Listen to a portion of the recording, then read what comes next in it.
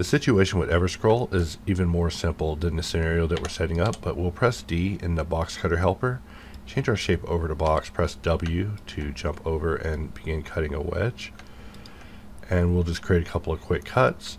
And what I want to do is select this shape, and we'll just press Q, go into Everscroll, but we're just going to control click on the dots to bring back certain bool shapes, and then just click to apply. So now we have bool shapes brought back for this shape. And now what we want to do is look at bool shapes for this shape. Normally, jumping into Everscroll will cause all of the booleans to become disabled, even the ones not pertaining to this shape.